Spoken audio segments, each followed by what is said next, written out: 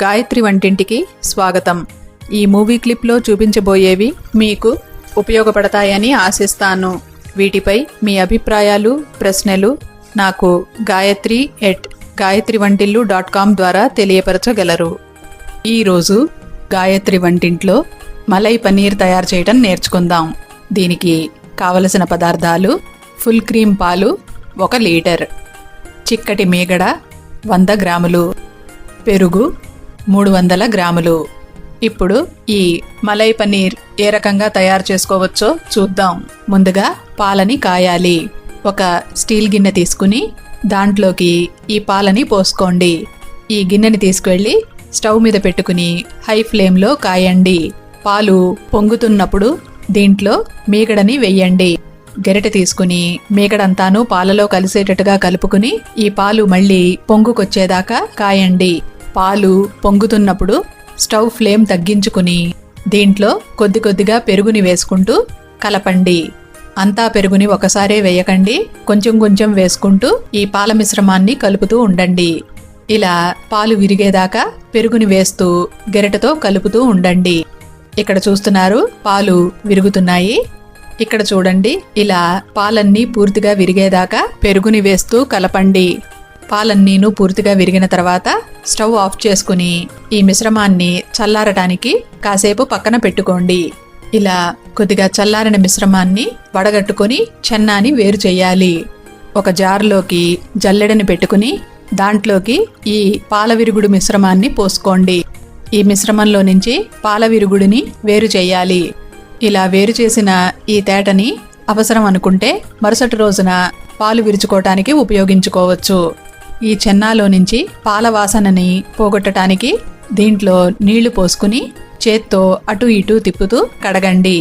అవసరం అనిపిస్తే 2-3 సార్లు నీళ్లని మార్చి కడగండి. ఈ తయారు చేసుకున్న చెన్నాలో నుంచి నీళ్లని తీసేసి అచ్చులాగా చేసుకుంటే పనీర్ వస్తుంది. పనీర్ని తయారు చేసుకోవటానికి ఇటువంటి మౌల్డ్ని ఉపయోగించవచ్చు. ముందుగా చిల్లులతో ఉన్న ఈ గిన్నెని తీసుకుని ప్లేట్లో పెట్టుకోండి. ఆ పైన లోపల ఈ చిల్లుల పళ్ళాన్ని పెట్టుకోండి. ఇక్కడ చూస్తున్నారు, ఈ రకంగా పెట్టుకోవాలి. ఇప్పుడు ఒక పల్చటి గుడ్డని తీసుకుని ఈ గిన్నెలోకి పెట్టుకుని ఇక్కడ చూపించినట్టు సర్దుకోండి. చెన్నాని అదే పళానా గిన్నెలోనూ వేయచ్చు, కానీ గుడ్డలో పెట్టుకుని ప్రెస్ చేసుకుంటే పనీర్ తయారైనప్పుడు అంచుల దగ్గర కూడా స్మూత్ టెక్స్చర్ వస్తుంది. ఇప్పుడు తయారు చేసుకున్న చెన్నాని ఈ గుడ్డలోకి వేసుకుని ఆ గుడ్డ అంచుల్ని దగ్గరికి లాగి ఈ రకంగా పట్టుకుని నొక్కారంటే ఈ చెన్నాలో ఉన్న నీళ్లు చాలా మటుకు వచ్చేస్తాయి. అలా వీలైనంత వరకు నీళ్లని తీసేసి ఆ మూటని మళ్ళీ ఈ గిన్నెలోకి పెట్టుకోండి. గుడ్డ అంచుల్ని విడదీసి ఇందులో ఉన్న చెన్నాని ఈ గిన్నె షేప్లోకి వచ్చేటట్టుగా వేళ్లతో నొక్కండి. వేళ్లతో అదుముతూ ఉండలుండలుగా లేకుండా చదునుగా ఉండేటట్టుగా చేసుకోండి. ఇక్కడ చూడండి, ఈ రకంగా తయారు చేసుకోవాలి. ఇప్పుడు ఈ చెన్నా మీదకి ఈ గుడ్డని వేసి కప్పండి. కప్పేటప్పుడు చదునుగా ఉండేటట్టుగా కప్పుకోండి, అంటే ఈ రకంగా కప్పుకోవాలి. ఇప్పుడు దీని మీద ఈ మౌల్డ్ పై మూతని పెట్టుకోండి. అంతాను చదునుగా ఉండటానికి వేళ్లతో కాస్త నొక్కండి. ఇప్పుడు ఈ ప్లేట్ మీద ఈ రకంగా ఒక బౌల్ని బోర్లించి పెట్టండి. దాని మీద రోలు లాంటి బరువైన వస్తువుని పెట్టండి. ఇక్కడ చూస్తున్నారు, నేను 2 రోళ్లని పెట్టాను. ఈ రకంగా బరువుని పెడితే ఈ చెన్నాలో నుంచి నీళ్లన్నీను బయటికి వచ్చేస్తాయి. ఇక్కడ గమనించండి, ఈ చిల్లుల గిన్నె ద్వారా చెన్నాలోని నీళ్లు బయటికి వస్తున్నాయి. ఇలా 1-2 గంటల పాటు ఈ బరువుని చెన్నా మీద ఉంచండి. చెన్నాలో నుంచి నీళ్లని చేత్తో పిండాము, అయినా కూడా పైన వెయిట్ పెట్టేసరికి ఎన్ని నీళ్లు వచ్చాయో చూసారా? నీళ్లన్నీ పోయిన తర్వాత రోళ్లని దింపి ఈ మూతని తీయండి. గుడ్డని విప్పి చూస్తే పన్నీర్ అచ్చు తయారయ్యి ఉంటుంది.